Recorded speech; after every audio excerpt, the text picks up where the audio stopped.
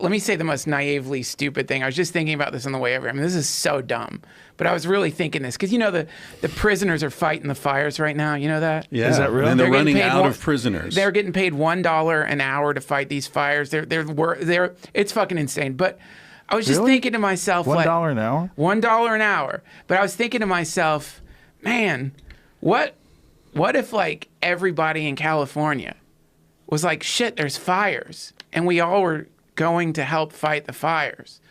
Would we all be able to put the fires out? Like if like as many just people just started flooding to actually go help, or if like all these homes are burnt down. And I was just thinking like, shit, man, if like everybody in California is like, all right, let's just go help them build their houses back. I mean, it's so insane. Your house would fall apart if you were building a house. Imagine I Duncan Trussell starts building houses. They'd be like, no thanks, Duncan. No thanks. Hey, man, do you even know what a level is? What the fuck did you do? Listen, There's no frame. I wouldn't be in charge of building the fucking houses. You're making sandwiches. Yeah, I make sandwiches, which is another cool thing that I like about.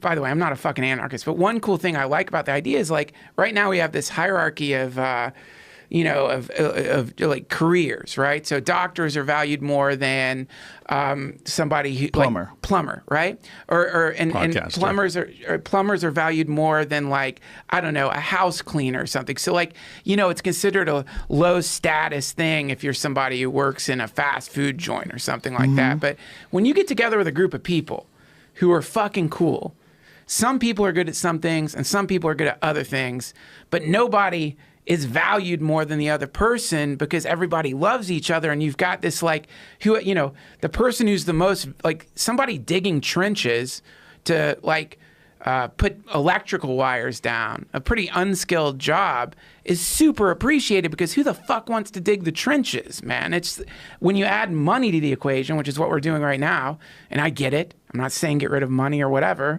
When you add money to it, everything gets fucking weird. So what I'm saying is, it's just right now, when we hear about the fires, we think, okay, I'll donate some money. That'll do it. I'll donate some money.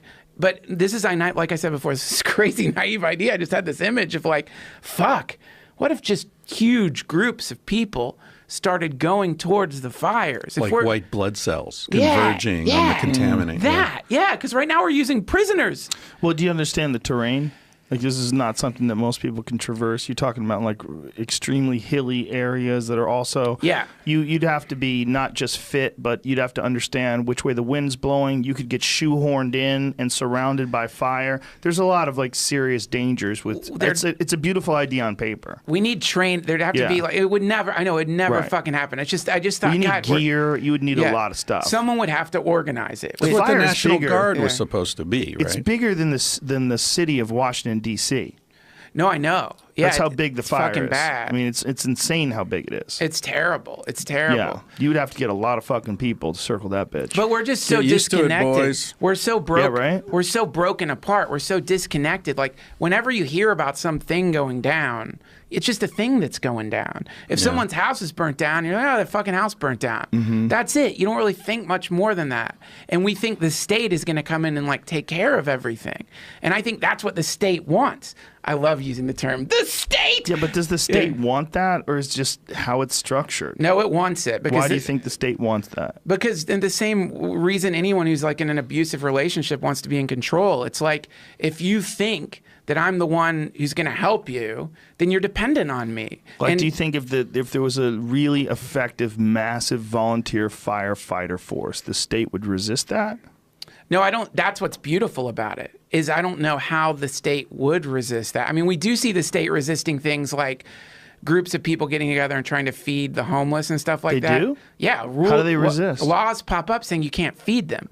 Like that, there's you need licenses. Yeah, licenses. You need licenses to feed people. You got to fill out forms, baby. All right, but would that be a good idea to prevent people from poisoning people or people giving them bad food or, you know? Yeah, but I mean, I don't know for sure, man. But when was the last time you heard about like an organized group like Food Not Bombs poisoning homeless people? It wouldn't have to be that. It would be Dunkin's food delivery service. You just start out tomorrow. Yeah, you might have good intentions, but not really be qualified to prepare food. These people are eating fucking hamburgers out of trash cans. It's definitely better than what they're eating, for sure. Yeah. You know, the real issue with homeless people is not just an economic issue, though. One of the big ones that needs to be addressed is mental health.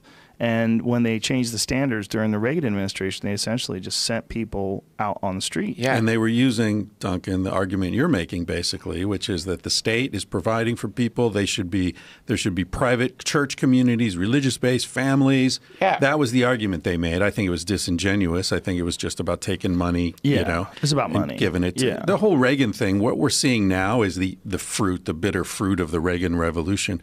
They're still using the same economic arguments, this trickle-down shit. Yeah. That was started, most listeners probably aren't old enough to remember this, but I remember in the 80s, David Stockman was the economic advisor to Ronald Reagan who came up with all this stuff. 4 or 5 years later, he left the administration. He came out and said that was all bullshit. We knew it was bullshit.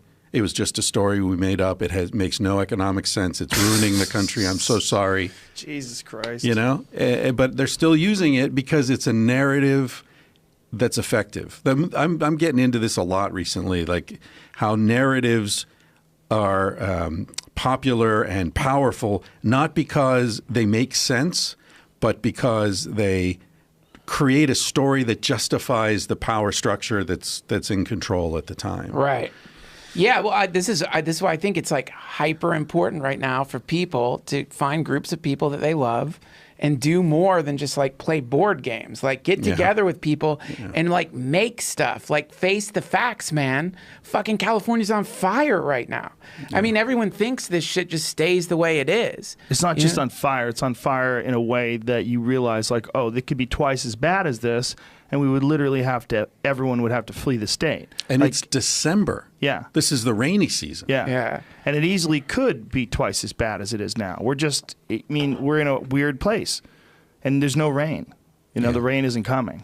Yeah. And like it sucks that you have to like create in your mind the reality of what's happening.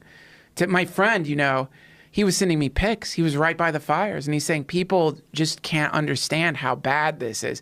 People just can't comprehend it. Because this is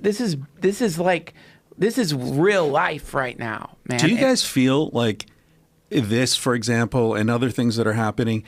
Do you feel like this is the shit hitting the fan in a way that always seemed hypothetical? Like this is, to me, that we're living through a moment that's almost like aliens arriving, and you're like something that you always thought, well, that would be weird. Right. It's happening. It's happening right now. It's like there are things happening now that seemed inconceivable even 5 years ago, 10 years ago.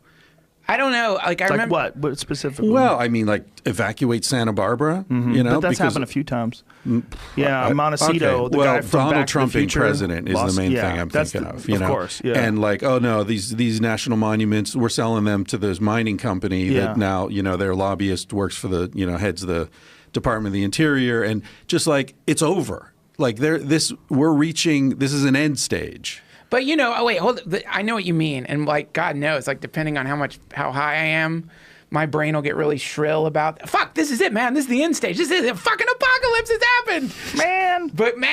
But then when you go and look, then you take some ketamine. Well, no, I had Bolelli on my podcast recently. He's a historian. The first question I asked him is this the end of the world?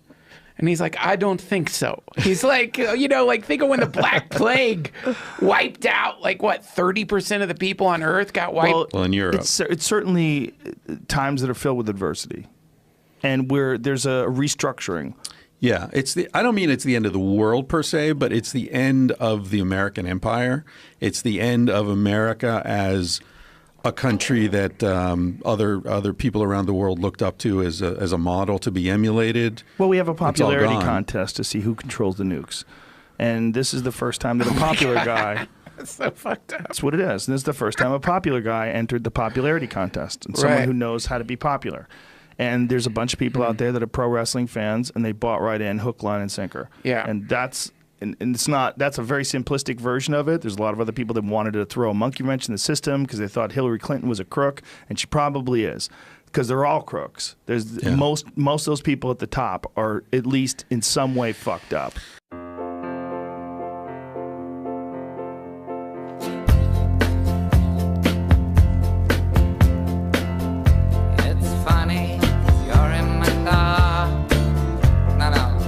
Back up.